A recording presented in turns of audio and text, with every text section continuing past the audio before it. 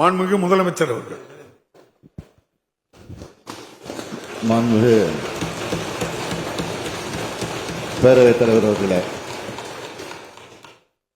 16வது சட்டப்பேரவையின் 8வது கூட்டத்தொடரின் நிறைவு நாளில் நாம் இங்கே ஒன்று கூடியிருக்கிறோம்.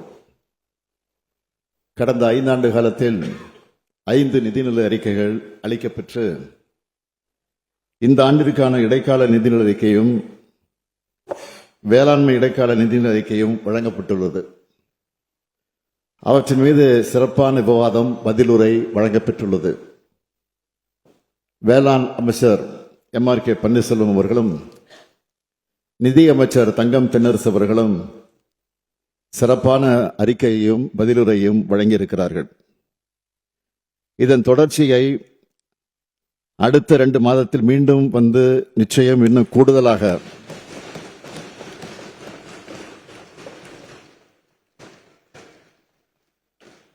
அடுத்த 2 மாதத்தில் மீண்டும் வந்து நிச்சயம் இன்னும் கூடுதலாக வேகமாக தொடர்வோம் என்ற நம்பிக்கை தமிழ்நாட்டு மக்களைப் போலவே எனக்கும் இருக்கிறது.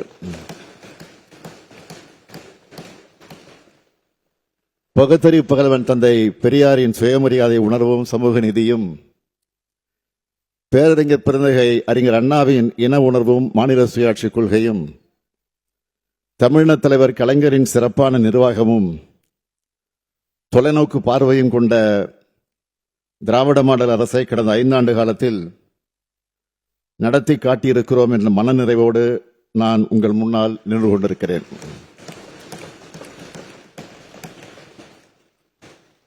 எனக்கு தரப்பட்ட பொறுப்பை மிக சிறப்பாகவே செய்ததாகவே நான் நினைக்கிறேன்.